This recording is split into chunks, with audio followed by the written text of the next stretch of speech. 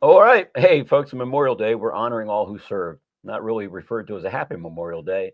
It's just the Memorial Day to pay reverence to those folks, those Americans, and those people that died trying to keep us safe and trying to ensure that we have freedom here.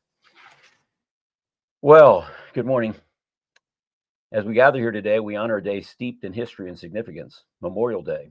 It's a day to reflect, remember, and pay tribute to the brave men and women who made the ultimate sacrifice for our freedom. It's more than just a day off, more than a barbecue or a sale at the store. Memorial Day is a sacred day, a reminder of the price of liberty, a price paid in full by those who stepped forward and never gained back. In this world of shifting financial systems, of markets that sometimes feel like they're on the edge, we often find ourselves looking for something solid, something dependable. And while we turn to silver as our beacon of value, let's not forget that the freedom we seek to preserve was bought by those who paid with their lives. Memorial Day, at its core, is a time to reflect on the courage, sacrifice, and patriotism of those who gave everything for this great nation. From the fields of Gettysburg to the beaches of Normandy, from the jungles of Vietnam to the deserts of Iraq and Afghanistan, countless men and women have made the ultimate sacrifice to ensure that we can live in a land where freedom reigns.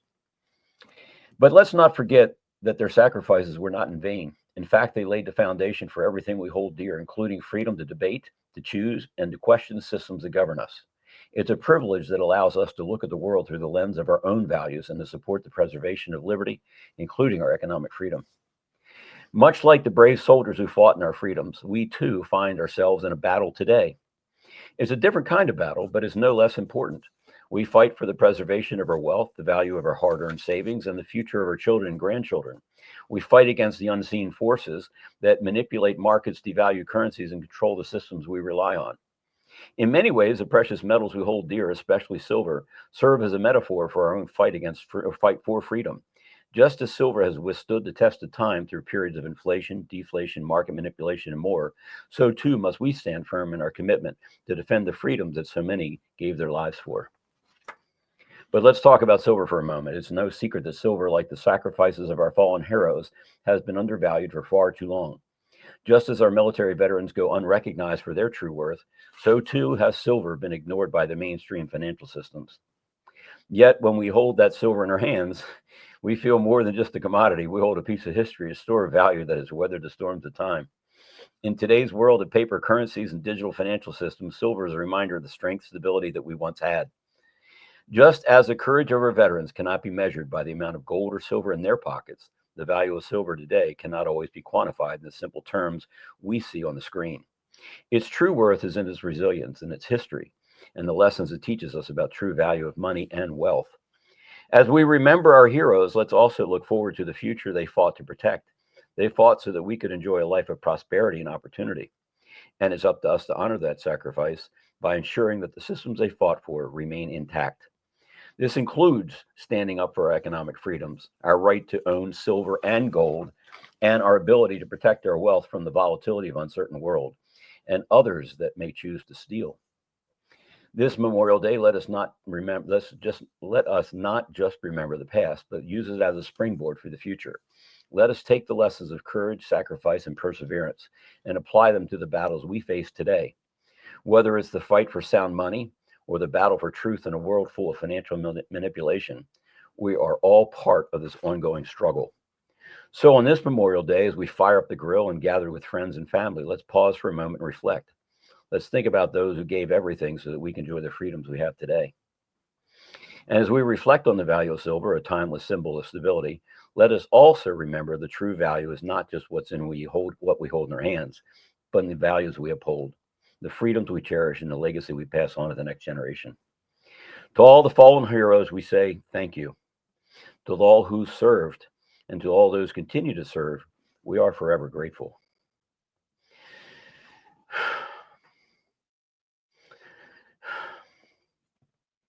May their sacrifices never be forgotten. May we always strive to honor them by living as free, courageous, and principled people. Principled people. Thank you for joining us this morning, May 26, 2025.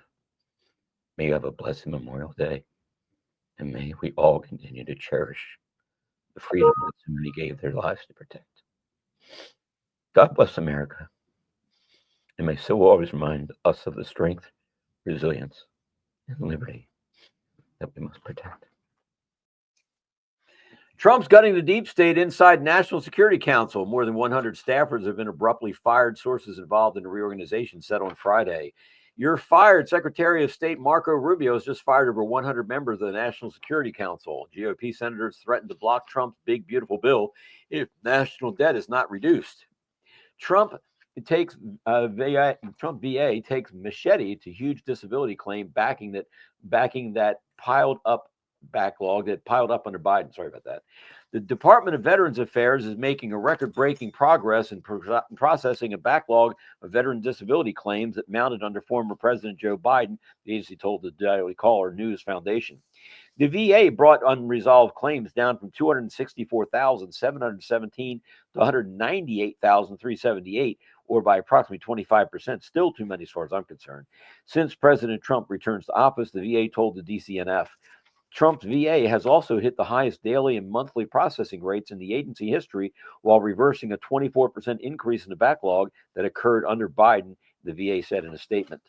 Democrat Socialist publicly calls for killing Trump and his supporters. Ooh, please don't do that.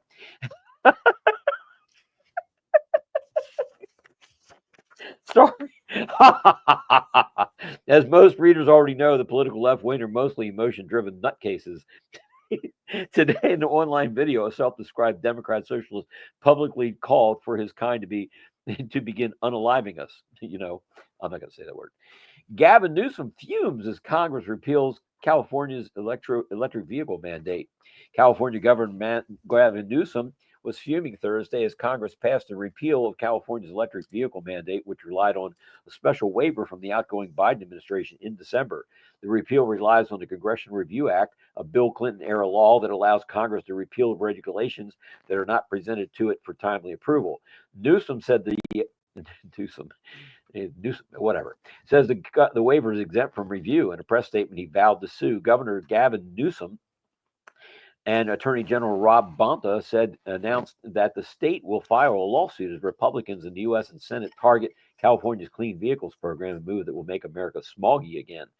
The Republican-controlled Senate is illegally using the Congressional Review Act, the CRA, to attempt to revoke California's Clean Air Act waivers, which authorize California's Clean Cars and Trucks program. This defies decades of precedent of these waivers not being subjected to the CRA and contradicts the nonpartisan Government Accountability Office and Senate parliamentarian who both ruled that the CRA's short-circuited the process does not apply to the waivers. However, as Ashley Zavala, Sacramento area NBC affiliate KCRNA reported, neither California voters nor American voters generally have ever voted to approve Newsom's EV mandate. Executive Order 11110, 5 months before his assassination, President John F. Kennedy. Oh, that's not funny. Sorry. I'll try it again. Okay, one more time. 5 months before his assassination, President John F. Kennedy issued this executive order that would give the American currency back to the people by printing money based on silver standard, taking away the power of the Federal Reserve banking cartel. Many argue this is the reason that JFK was assassinated. Come on now, wasn't that pretty good? I did that without any breaks. Division.Control.Banking, Kingdom Faith in Action at all spells. We're going to show you a whole new world, folks. That's why we play that song from Dan Vass, A New Dawn is happening. I know it. Geez, my emotions are just all over the place. I mean, if you studied this stuff, you knew what I do. You've been doing this for 12 years, and you had no patience like I have. You'd be as giddy as I am, too. U.S. military, the savior of mankind, will never forget. Fantasyland guides save us all, says Q. I'm proud to announce that after much consideration and negotiation, U.S. Steel will remain in America and keep its headquarters in the great city of Pittsburgh. For many years, the name United States Steel was synonymous with greatness, and now it will be again. This would be a planned partnership between the United States Steel and Nippon Steel, which will create at least 70,000 jobs and add $14 billion to the U.S. economy. The bulk of that investment will occur in the next 14 months. This is the largest investment in the history of the Commonwealth of Pennsylvania. My tariff policies will ensure that steel will once again be forever made in America. From Pennsylvania to Arkansas, Matt, and from Minnesota, Indiana, Laporte, American made is back. I will see you all at U.S. Steel in Pittsburgh on Friday, May 30th for a big rally. Congratulations to all. Trump says he will delay 50% tariffs on EU imports until July 9th. President Trump announced that he will be extending the deadline for a 50% tariff on the European Union until July 9th, a measure it earlier said would go into effect on June 1st. I received a call today from Ursula von der Leyen, president of the European Commission, requesting an extension on the June 1st deadline on the 50% tariff with respect to trade in European Union. Trump posted on Truth Social on May 25th, yesterday, my birthday, adding that he agreed to extension and that von der Leyen said talks would begin rapidly. In a post on X, von der Leyen described the conversation with Trump as a good call. A top Wall Street economist says the bond market is signaling a dire scenario for the economy is in sight. A top Wall Street economist says bond market is sending a dire warning about what could be ahead for the U.S. economy. Bond yields to maturity have been rising this year, but the move higher has accelerated in recent weeks. It's been driven partly by concerns of the U.S. budget deficit, people want to sell off their bonds before the date, and partly by fears that President Donald Trump's tariff will raise prices, leading to higher interest rates in the economy, therefore lower stock prices. The yield on the 10-year U.S. Treasury spiked as high as 4.61% this week, up 63 basis points from the lows in early April. But folks, that kind of small percentage applied to trillions of dollars really adds up. Bank closed. Bank of America confirms it will shut down all 3,800 locations for 24 hours, and Citibank is not an alternative. The day will bring other key services to a standstill as well. Bank of America confirmed that it will be shutting all of its 3,800 locations for a full day very soon, leaving customers stranded. Now, what is happening? Remember, I told you everything's got to be shut down for at least a short period of time. We're going to get the old system out and bring the new system in. That's what's happening. Don't be concerned. If you're holding your own purchasing power, you have nothing to worry about. Now, if the banks are holding it or another vault, a company who's ultimately owned by a bank, because all these vaults are going to be financed to the gills, right? So possession's 9/10 of the law, besides whose paperwork you're signing. So if you lent somebody $100,000, you can allow them to tell you how they're going to repay it? Come on, guys, we can do better than this. We're going to. Trump's big bill, beautiful bill is for areas with many retirees. Thank goodness. The proposal in the big, beautiful bill to add an extra deduction of $4,000 for filers collecting Social Security payments with certain income limits for people over 65 could be a significant boon to areas of the country with a large share of older beneficiaries, according to Bloomberg calculations. For instance, some of the highest concentrations of retirees in the country are in Southwest Florida. Go figure. The communities of the villages in Central Florida, they have their own zip code. Parts of Arizona and the Upper Peninsula, they had a STD breakout down there. Most people are just, wow, crazy. Solidly red areas of the country. As Bloomberg adds, in 2023, the latest data available, Florida's 17th congressional district had more than 236,000 beneficiaries aged 65 and older. I think Doge can probably come up with a number bigger than that, though. U.S. gasoline prices heading into the Memorial Day weekend, the lowest since COVID. Memorial Day weekend is one of the biggest travel weekends of the year, and many of those travelers will go by car. The retail price for regular gasoline in the United States on May 19th.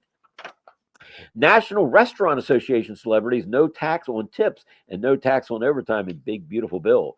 The National Restaurant Association celebrated Thursday's passing of President Donald Trump's big, beautiful bill in the U.S. House of Representatives, zeroing in on no tax on tips and no tax on overtime. So what's going to happen to that famous commercial, hold the pickle, hold the lettuce, special orders don't upset us, all we have to do it, you have it your way? That was a Burger King commercial, wasn't it? It was Burger King. Okay. At least I think it was. These 3 dimes bought you 1 gallon of gas in 1964 and are worth a total of $7.50 today, which will buy you 2.5 gallons of gas. And these 3 dimes also bought you a gallon of gas in 1965, but only 1/10 of a gallon today. Buy the dimes, folks. Get the dimes.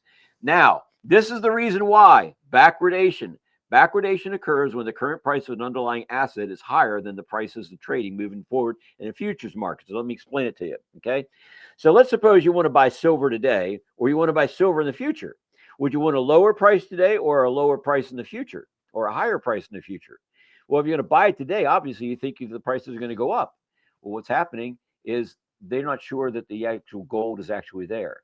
So the banks don't trust themselves, which is why all 3 of the agencies that are pricing these things, the COMEX, the Shanghai Gold Exchange, and the London Bullion Market Exchanges, they're all in backwardation right now. None of the banks trust each other.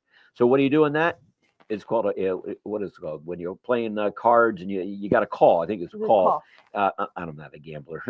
No, I don't gamble, folks. I don't gamble at all. This is surety. Gold and silver will never go to zero like your stocks, bonds, and mutual funds will. Now let's take a look at the next thing here. Oh, we got something to unpack here. So let's explain backwardation. Warehouses are thinning out, delivery timelines are stretching, and for the first time in years, we're seeing real signs that the physical demand is overwhelming the paper supply. Across the world's major exchanges, from New York to London to Shanghai, silver has slipped into backwardation. Look the word up. Please become educated on this. That's not just a technical anomaly. It's a sign that structural supply deficits we've seen for years are finally beginning to have an impact. Well, what is a structural supply deficit? Basically, we're consuming more silver than we're bringing out of the ground. We're currently consuming 1.2 billion ounces of silver, but we're only bringing out of the ground less than 900 million ounces. So there's what's called a supply deficit. If you want to hear the stories no one's talking about in precious metals, then subscribe to us. Okay, let's move forward here. Demand is so intense that buyers are paying more for silver today than delivery weeks or months down the line. On COMEX in April, the spot price surged more than the May futures contract, a clear inversion that persisted for days. It wasn't just a blip. Traders described it as a shortage of deliverable metal. Arbitrage flows from London couldn't move fast enough to plug the gap. In London, the same thing happened. Short-term forward prices slipped into backwardation and lease rates spiked to over 6.5%. That's the kind of rate you'd expect in a full-on supply squeeze. Even in Shanghai, typically more insulated, local spot prices briefly surged above futures in March as refiners and industrial users scrambled for inventory. Accordingly to some reports, industrial buyers in China couldn't even secure silver promptly. Spot orders were either delayed or unfilled altogether. This isn't some quirk of financial engineering. It's the market saying we need metal now, and we don't trust that there will be enough later. So why is this happening? Why is the system suddenly under pressure? Because there just aren't short-term spikes. They're the result of long-term structural problems that have been building for years. And it's not a mystery. It's a consequence of years of underinvestment, ignored warnings, and rising industrial demand that finally is overwhelming the system. The silver market has been running a structural deficit since 2019. That means global demand has outpaced new supply, and we've been filling the gap by drawing down stockpiles. How much is left? They've been melting down the dimes. But those buffers are depleted. Combined COMEX and LBNA inventories have dropped by roughly 50% since 2021, reaching their lowest levels in over a decade. At the heart of this imbalance is industrial demand. Silver just isn't a precious metal. It's a critical industrial input, especially in fast-growing sectors like solar energy, electronics, and electric vehicles. Solar alone now accounts for more than 20% of global mining supply, and that share keeps climbing. The supply side, meanwhile, is constrained by something most investors overlook. Silver is rarely mined on its own. It's primarily a byproduct of lead, zinc, and copper mining. Also learned that sulfides don't attach to silver. So as that leaves the center of the earth, silver shoots straight on up to the upper levels of the earth. So it's easier to mine, okay? So gold, as the antithesis of this, gold attracts what are called sulfides. The sulfides sort of think as a globules, all right? It's not going to travel as close to the Earth's surface. So you're going to have to keep going deep and deep and deep to get gold. Well, the deeper you go to get the silver, the less silver you're going to get. It's called energy returned on investment. All right. So it's going to take more and more energy to get less and less units of silver. Do you see where I'm coming from? Please, if you don't understand this, give me a call after the show. Really, it's not hard to break down. I'll break it down for you any way you need it. Understand what's going on so you can then go out and explain it to other people. It's not just for your edification. I'm trying to help. I'm trying to put you in a position to help educate others, because they're going to come to you, because now you know the difference between Keynesian economics, and you all got the question right, and Austrian monetary economics. Thank you very much. This is a big thing for me. It should be a big thing for you as well.